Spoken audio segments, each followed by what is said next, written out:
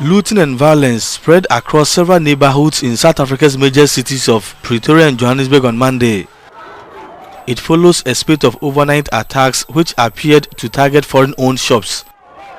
At least 50 shops were looted and burned in the southern Johannesburg suburbs of Malvern and Jepstown.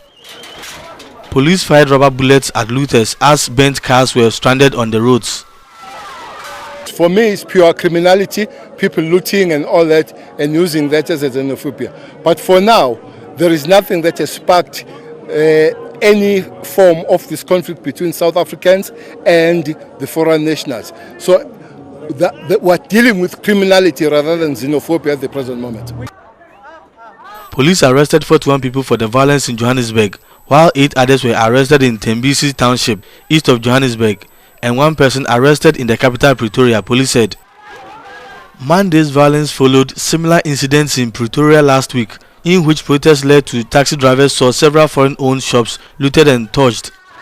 Such violence breaks out sporadically in South Africa, where many nationals blame foreigners for high unemployment, particularly in manual labor. Last week, Human Rights Watch reported that dozens of truck drivers in the country had died in attacks against foreigners since March 2018. The report was released following recent spate of xenophobic violence, followed by economic decline and record unemployment. Are taking our brothers from Africa, our sisters from Africa. We are one thing. You say batata umsebenzi. Even if we expel them tomorrow, you will still not get a job. There are no jobs in South Africa because whites are refusing to invest money in South Africa. They've got too many savings in the bank. They've got trillions in the bank. They are refusing to take it out and build industries. There is no Nigerian who stole an industry and hired Nigerians only.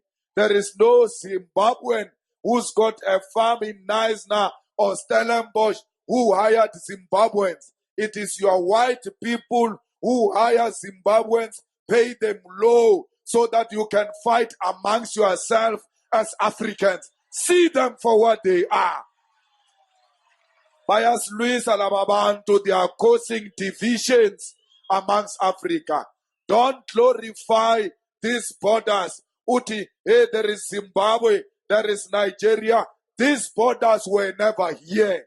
These borders were imposed on us by white people who wanted to divide Africa and do what they wanted to do with this continent of Africa. I am ashamed today to call myself a South Africans. The image that are coming out of Durban make me to be ashamed. You are beating blacks. You are slaughtering Africans. I've never seen you doing that to a Chinese. I've never seen you doing that to a white person who doesn't have papers. I've never seen you do that to an Indian without papers. But once they say it's an African, because you hate yourself, because white people taught you to hate yourself, you kill other Africans. Stop that nonsense. It ends today. We must unite as Africans. Family, welcome to African Esquire TV. I'm your host, Tony Cherie. Before we get started with today's subject, if you haven't already, please subscribe to AfricanEsquireTV.com and ensure that we have alternative means of communicating our struggle other than YouTube or Facebook or Twitter. So today we're going to talk about a very horrible incident that has been happening actually inside of South Africa. And it's the issue of xenophobia in South Africa. And it's not just, in certain places like the US. No, it's actually in African countries too. Unfortunately, colonialism has had this type of toll on our people and on our consciousness that we really think that these colonial borders that have been built by people who were sent to oppress us, we think that these things are so valid that we would actually take the lives or take the businesses and the livelihood of anyone who does not fall within the borders that were drawn for us by Europeans. So in this incident, the South African people I don't want to say all, because obviously there are some who might do things that are horrible, but others who are condemning these actions. But enough South African people to be a concern for us have gone out and targeted Nigerians, Zambians, and others who are not from the country of South Africa. So let's read two articles. The first is going to just explain why this is happening, and the next one is going to explain the reaction of the Nigerian government. Okay, so we're on, this is Power 98.7. I wanted to read this article because I thought they gave a really good perspective. This is a South African radio station that reported on the incident.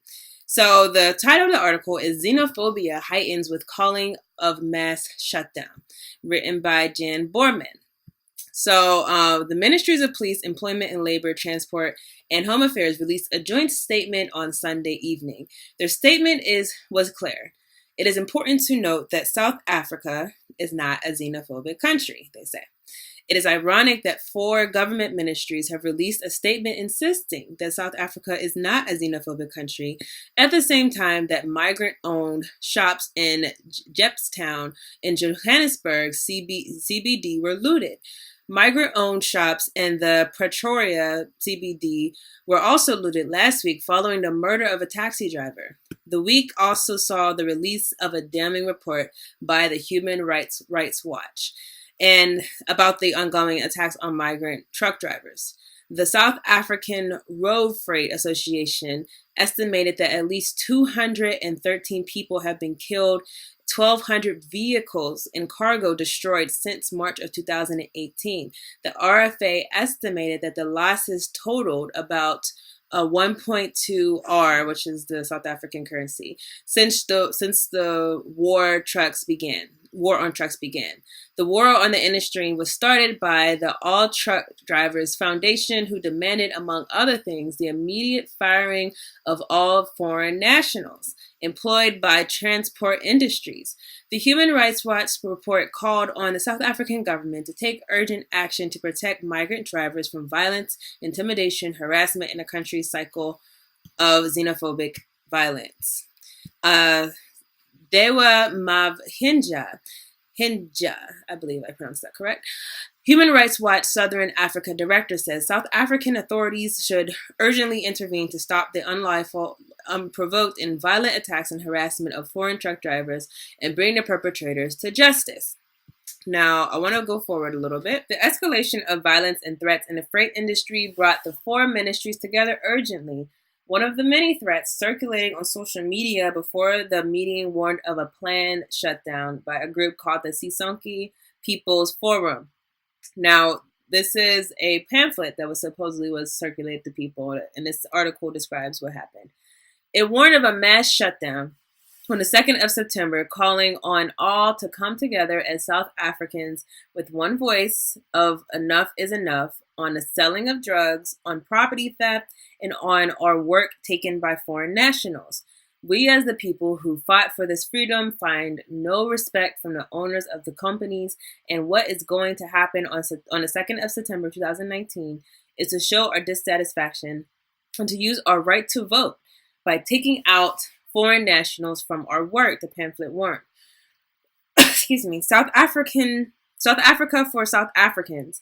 This is not xenophobia, but the truth, the message concluded. On the 2nd of September, there was widespread day-long looting in Jepstown. News 24 reported that on the 1st of September, 3 people died in a fire, following which a group of people from the Walhunters Men's Hostel in Jepstown started looting shops. The looting continued into the night of the 1st of September. African Diaspora Forum Chairman, I'm going to butcher this name, just a warning, Vusumizi Sibanda said it had spread to other parts of the city. The hostel has historically played an antagonistic role during xenophobic violence in South Africa, with mobs comprising hostel residents taking part in looting during most of the violent incidents of xenophobia in 2008 and 2015. The declarations denying the widespread targeting of migrants is xenophobic are nothing new.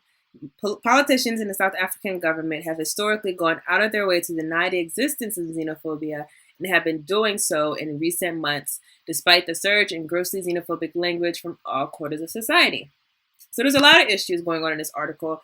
Let's first talk about the issue of xenophobia. So xenophobia is the fear of others or the fear of outsiders. You want to basically keep things among yourself. So is South Africa a xenophobic country? It is, but not towards whites, which is ironic. So, of course, the history of South Africa is you have a very small minority, about less than 10% of white people who basically control all the wealth of South Africa, control all the financial resources inside of South Africa. And this small minority has had the majority people, which is over 80% of the population, so scared that they are not going to do anything to upset their power or upset their businesses or upset their financial interests. They had them so shook that they are able to be such a small minority in the country and yet have so much power. It's kind of crazy if you think about it. Imagine, so I'll use an example like in the United States. Imagine if the white population was only like 10% of the population and the power dynamics were the same. Imagine what that would look like when everyone else is poor, everyone else doesn't have, and yet this small part of the population is able to basically rule all these other people.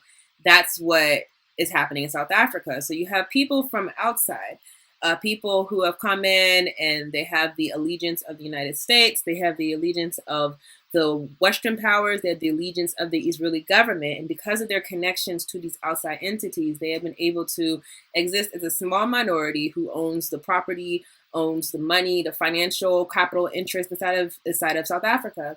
And this has been this way since apartheid, since before apartheid. Now, we have to keep in mind that South Africa has been trying to get a lot of people to invest in South Africa. And because of that, a lot of people who aren't African, but let's say they're from different Western countries, different European countries, have been going to South Africa.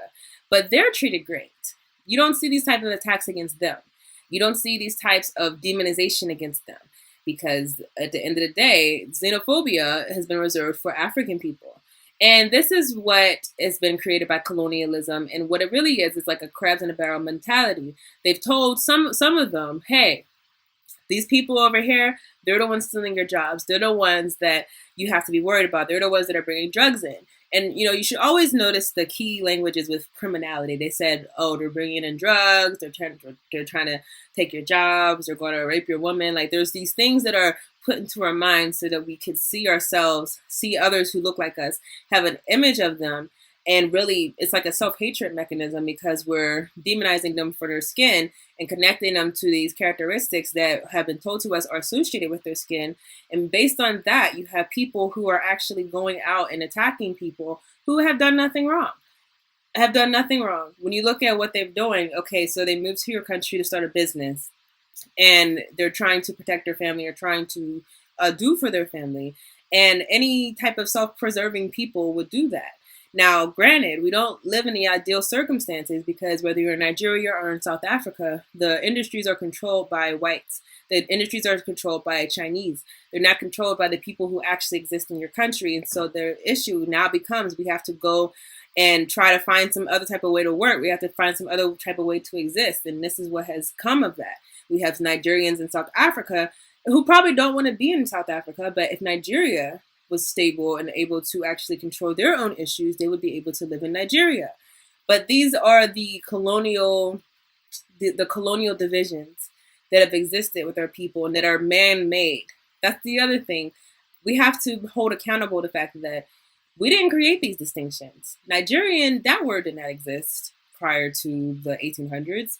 Neither did the South Africans. Neither did all of these different distinctions, Congolese. These are distinctions that have been put on us that we have chosen to identify ourselves by, but that do not represent who we are because we're all African. So the fact that this group called the Sonki People's Forum would dare to use the phrase South Africa for South Africans, well, how come that only applies whenever there are other people who look like you who are trying to live in South Africa? Why doesn't that apply whenever you have the Indian population in South Africa, when you have the white population in South Africa? And the fact is, Black people, we view ourselves as an easy target. There's a whole beautiful book by Dr. Amos Wilson I really do recommend that you guys read. It's called Black on Black Violence. And some people say Black on Black violence doesn't exist. It does exist if you're being honest, but the reasoning for it is not as simple as people make it seem. According to Dr. Wilson, and it's a lot of backing that he has with these claims, the truth about Black on Black violence is it's about trying to control the factors that are around you. So, for example, in South Africa, you have these people who are saying, I don't have a job, I don't have this, I don't have that, I don't have control over what's going on. So I need to find something to unleash this frustration on. I can't unleash it on a white man, because the white man who has power in South Africa, he's not available to me, and he's protected by a whole police force.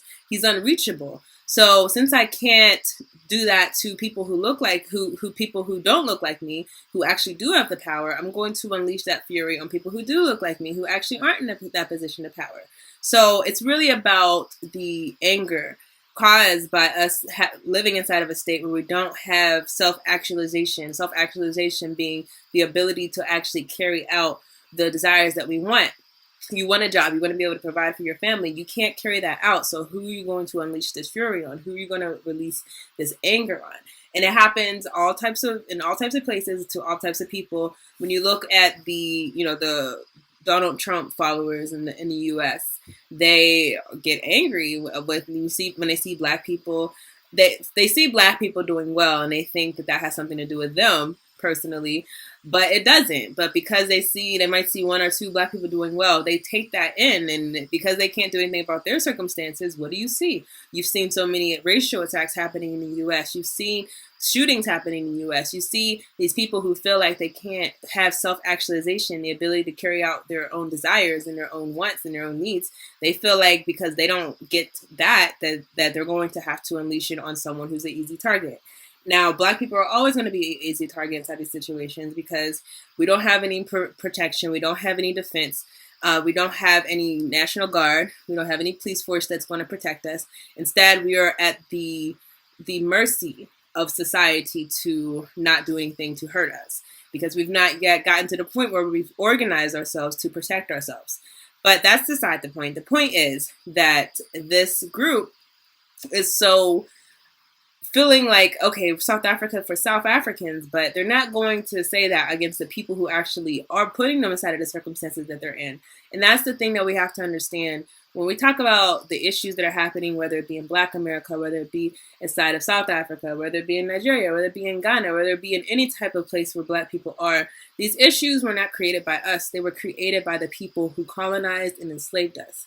So if they're the ones who created the issue, they're the ones who put us in a situation, how do we find the nerve to instead turn on each other? Why? Because the Zambians, and my understanding is like, it's a similar situation as what happens in the U.S. You have like Mexicans who come over the border, and they might find a job easier because they're willing to take a low wage, but and because they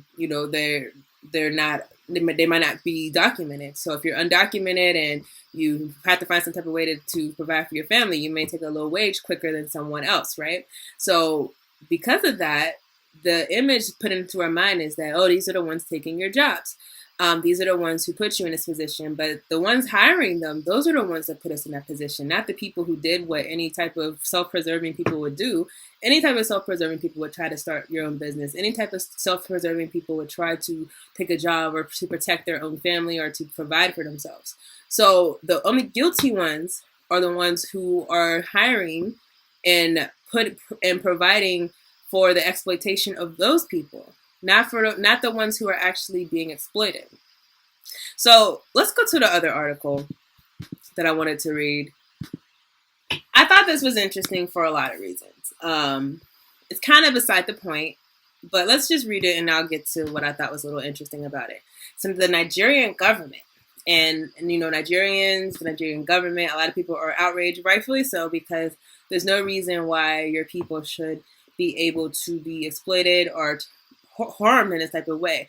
And what they said is that the Nigerian government warns the South Africa over the xenophobic attacks. They say enough is enough. This is from African News, and the author is Abdur Rahman and Alpha Shaban. The Nigerian government says it will take further steps to ensure safety and protection of its citizens in South Africa. The position comes in the wake of a round of xenophobic attacks that hit Johannesburg on Monday. The government described the incidents as unacceptable, adding that enough is enough. Nigeria will take definitive measures to ensure safety and protection of her citizens. So what's the most interesting about this is that you've had a lot of people actually come up and cape for Nigerians, and not just Nigerians, but all African people who come into South Africa. You've had Zimbabwe come out and threaten South Africa. You've had Ghana come out and criticize what's going on. You've had Zambia come out, and obviously Nigeria. In Nigeria, which is interesting to me, they were very forceful in saying enough is enough, but I this is a side note, I wish that we would always have that type of attitude about our people, because we know that Nigerians can get killed in all types of countries, including China, and we're not so forceful, we're not so quickly to come together, but whenever it's one of us doing it, we're ready to pounce. And this is just a comment. I wish that we would have enough dignity for ourselves, not just whenever it's black people doing it, but whenever it's anyone doing it, that we can come together.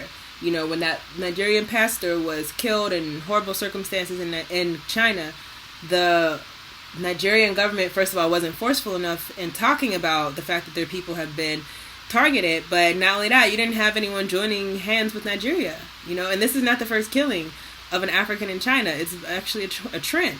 So the fact that it takes one of us to do it for us to actually want to vocalize, that's something that we have to work on when it comes to building up enough love for ourselves and building up enough self-respect that we would feel something, not just when it's a black person doing something or black groups doing something, but when it's anyone.